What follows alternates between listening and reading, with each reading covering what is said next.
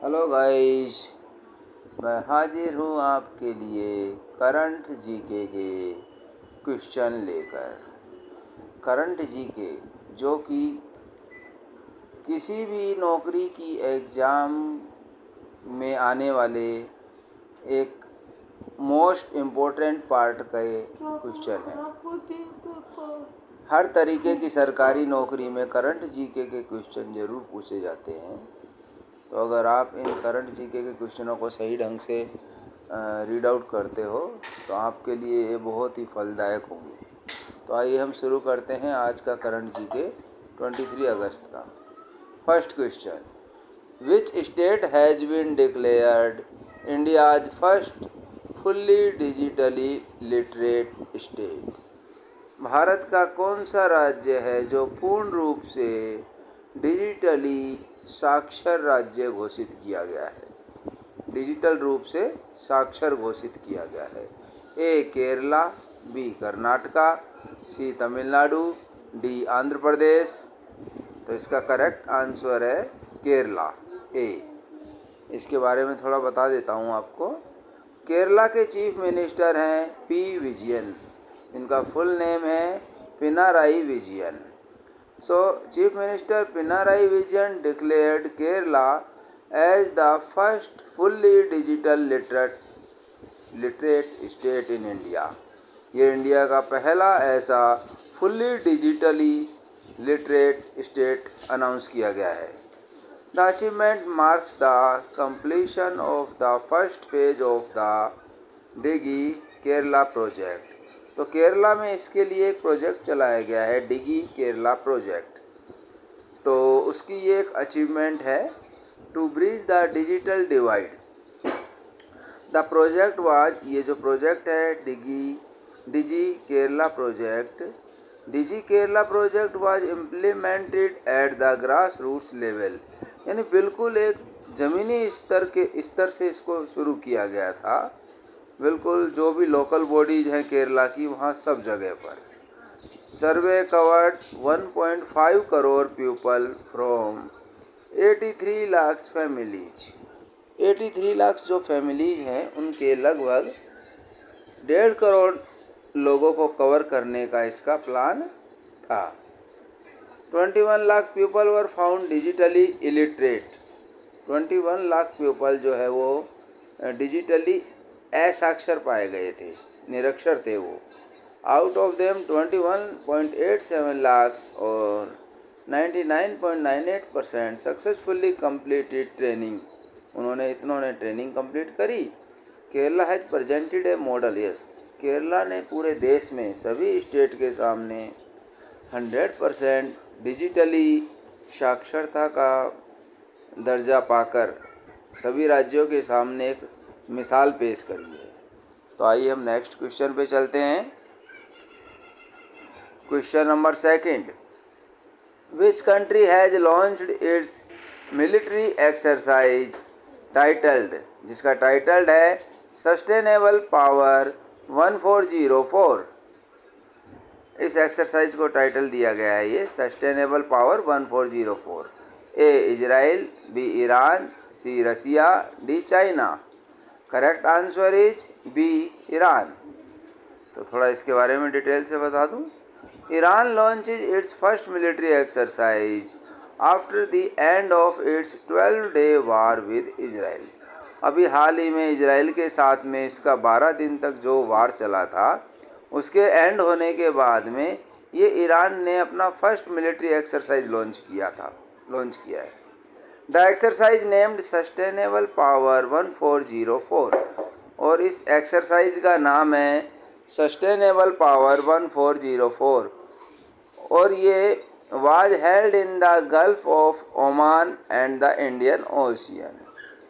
ये जो एक्सरसाइज की गई है, ये जो हिंद महासागर है उसके और गल्फ ओमान में की गई है। जो ओमान की खाड़ी है और जो इंडियन ओशियन है वहाँ की गई है। जस्ट आप देखोगे अफ़गानिस्तान से पार करते ही ईरान है। Iran's navy vessels launched missiles at sea targets. During the drill. तो ईरान के जो नेवी के जो जहाज़ हैं, छोटे छोटे वेसल्स हैं जो, उन्होंने दरअसल एक तरीके का ये सी एक्सरसाइज है, तो वहाँ मिसाइलों को छोड़ने के लिए एक्सरसाइज करी इन्होंने। The frigate IRIS Sabalan and the vessel IRIS Ganaveh fired. अब दो वेसल्स हैं वहाँ पे, एक तो फ्रीगेट भी एक छोटा जहाज़ होता है जिस पे हथियार वगैरह रखे जाते हैं, उसका नाम है आइरिस साबालान, और दूसरा है वेसल, ये भी एक छोटा शिप होता है, आइरिस गानावेहे। यहाँ से फायर की गई थी Nasir and Qadir cruise missile, और सक्सेसफुली इन्होंने टारगेट को अचीव कर लिया। Such drills are routine but this one project strength after heavy Israel attacks on air defence. Israel जो इजराइल ने एयर डिफेंस किया था न्यूक्लियर साइट्स पर एंड एनी अदर साइट्स पर, उसके बाद में ये एक उसका ईरान का पावरफुल प्रोजेक्ट है एक्सरसाइज का। Iran navy has around 18,000 personnel. Iran की नेवी में लगभग 18,000 सैनिक हैं। And avoided major damage during the June war. और इसको जून में जो युद्ध हुआ था उसमें काफ़ी नुकसान पहुंचा था ईरान को। क्वेश्चन थर्ड, मीठी river that was recently seen in news. जो हाल ही में न्यूज में आई है, एक नदी है मीठी नदी, फ्लोज थ्रू विच सिटी। कौन से शहर में बहती है ये? A New Delhi, B Chennai, C Mumbai, D Hyderabad. तो सही आंसर है मुंबई। मीठी नदी मुंबई में बहती है। The economic offence wing of Mumbai police arrested A 49 years old contractor in multi crore मीठी रिवर डेजल्टिंग फ्रॉड। एक कॉन्ट्रैक्टर है, उसको दरअसल एक मीठी रिवर में से जो कचरा था उसको निकालने का कॉन्ट्रैक्ट दिया था। तो उसने क्या किया, उसने एक स्कैम कर दिया। The scam caused losses over 65 crore to BMC, Brihan Mumbai municipal corporation. तो उसने लगभग 65 करोड़ का घोटाला कर दिया। Mithi river is one of the 4 rivers flowing through Mumbai Maharashtra. Mumbai में जो 4 नदियां बहती है उनमें से ये एक नदी है। It originates from Vihar lake, और ये वहाँ विहार झील से निकलती है। And also receives overflow from Powai lake about 2 kilometre down stream. और ये वहाँ पोवाई लेक, जो पोवाई झील है, वहाँ से इसमें पानी ज़्यादा छोड़ा जाता है। The river flows 18 kilometre before joining the Arabian sea at Mahima creek, Mahim creek. और ये जो नदी है अरेबियन सी में मिलने से पहले महिमा क्रीक पर 18 किलोमीटर बहती है। ये 18 किलोमीटर बहकर जब ये अरेबियन सी में मिलती है तो वहाँ एक पॉइंट है माहिम क्रीक, वहाँ जाकर ये अरेबियन सी में मिल जाती है। It passes through Powai. और ये कहाँ कहाँ से बहती है, कहाँ कहाँ से होकर गुजरती है? Powai, Sakinaka, Kurla, Kalina, Vakola, Bandra Kurla Complex, Dharavi and Mahim.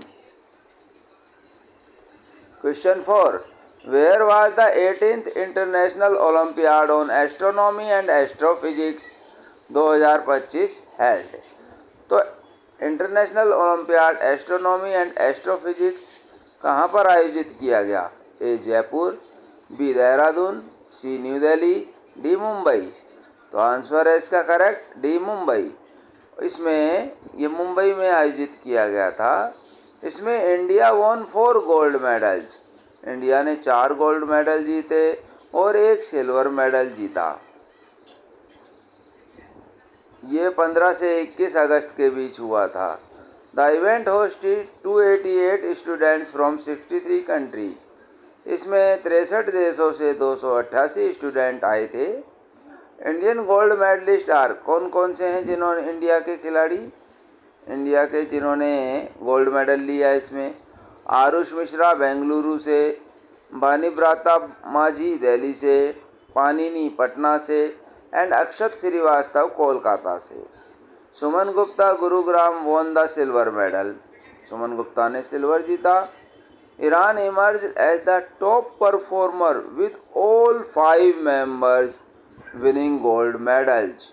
Iran ने 5 के 5 गोल्ड मेडल जीतकर टॉप परफॉर्मर रहा है इसमें।